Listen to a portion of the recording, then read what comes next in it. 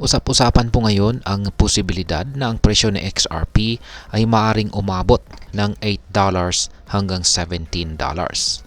Ayon po sa mga market analyst, may malaking potensyal si XRP kung makukuha nito or makakakuha ito ng 10% hanggang 20% na market dominance mula sa kabuuang projected crypto market cap na $5 trillion. Pero ano ang ibig sabihin nito? At paano po ito makakaapekto sa atin bilang mga traders at investors ni XRP. Kaya ayan po ang siyang ating pag-uusapan sa video na ito. Pero bago po tayo magpatuloy, ay nais ko lamang po munang bigyang linaw ang aking disclaimer kung saan ang nilalaman po ng video na ito ay hindi po ito isang financial advice. For education and information purposes lamang po ang layunin nito. Yan, ang pinakatanong natin dito ay paano nga ba maaabot ni XRP ang presyong $8 hanggang $17. Ang presyo ni XRP ay may direktang koneksyon po sa market cap at market dominance. Ang market cap ay ang kabuuang halaga ng lahat ng circulating supply ni XRP. Samantalang ang market dominance naman ay ang porsyento ng kabuuang crypto market na hawak ng XRP. Ayon po sa crypto analyst na si Egrag, si XRP ay kasalukuyang nasa tinatawag na the shakeout o isang yugto ng consolidation kung saan mababa ang dominance nito. Ngunit gamit po ang Fibonacci levels, natukoy po niya ang ilang mga critical zones na kailangang maabot na XRP upang magsimula ng parabolic rally.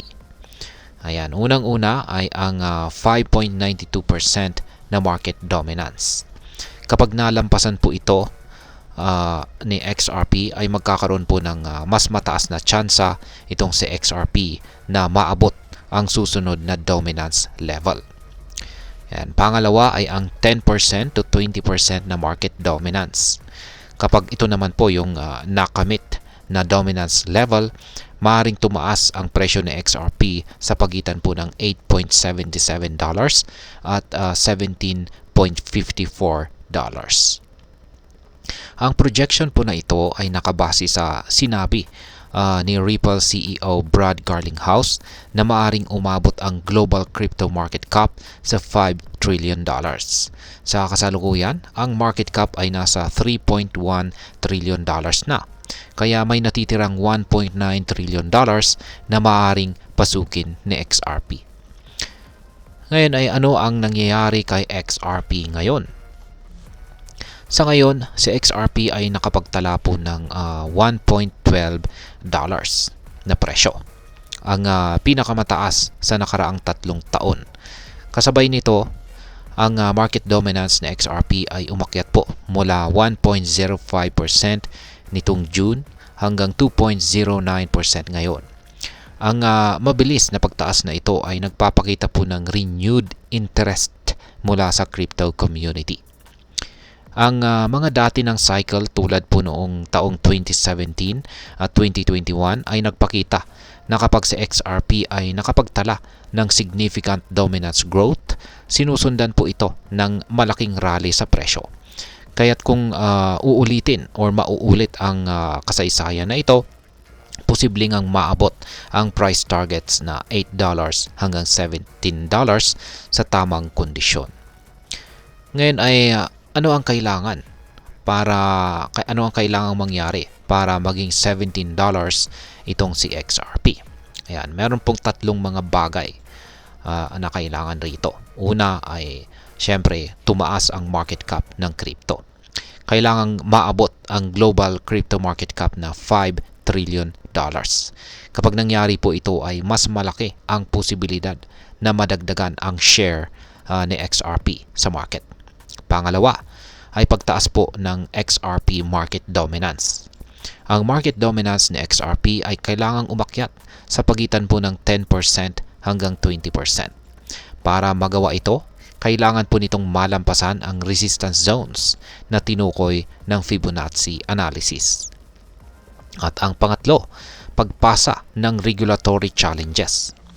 Isa sa mga pinakamalaking balakid ni XRP ay ang patuloy na issue sa regulasyon, lalo na sa SEC case nito or kaso kay SEC. Kapag nalutas po ito, mas maraming institutional investors ang maaring pumasok na magdudulot ng pagtaas ng presyo.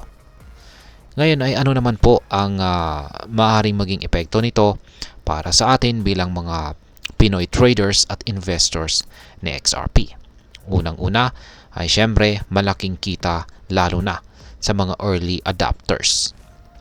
Kaya kung ikaw ay may XRP investment bago ito tumaas, maaari kang makaranas ng matinding gains. Halimbawa, kung tumaas ito ng 683% at naging $8.77, ang iyong 10,000 pesos na investment ay magiging halos 78,300 pesos. Pangalawa, pagtaas po ng interest sa crypto market. Ang tagumpay ni XRP ay maaring manghikayat ng mas maraming Pilipino na mag-invest sa crypto. Mas magiging malawak ang adoption ng blockchain technology dito sa Pilipinas. At ang pangatlo ay bagong pagkakataon sa decentralized finance or DeFi. Habang lumalago ang presyo at adoption ng XRP, mas maraming DeFi projects ang maaaring bumuo ng solusyon gamit ang XRP ecosystem, kung saan magbibigay ng mas abot-kayang financial services sa mga Pilipino. Ngayon ay ano naman po ang aking masasabi tungkol dito. Ang potensyal po na tumaas itong si XRP sa presyong $8 o $17 ay exciting. Ngunit hindi ito dapat maging dahilan upang magmadali sa pag-invest. Mahalagang maunawaan na ang crypto market ay volatile at ang mga projections tulad nito ay base lamang po sa historical data at technical analysis. Kung ikaw ay isang Filipino trader o investor, tandaan na mahalaga po ang diversification. Huwag ilagay ang lahat ng iyong pera sa isang asset lamang. Maging updated sa balita at laging suriin ang iyong risk appetite bago pumasok sa anumang investment. Kaya ayan mga ka-crypto, sa tingin nyo ba ay maaabot nga ba talaga ni XRP ang presyong $17? Handa na ba kayong mag-invest? O mas pinipili ninyong maghintay?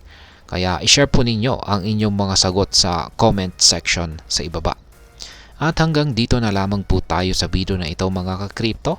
Sana po ay inyong nagustuhan ang aking paliwanag sa video na ito. Kung inyo po itong nagustuhan, paki-click lamang po ang like button nito. Marami pong salamat sa panonood. Ingat po tayo lagi at God bless po sa ating lahat.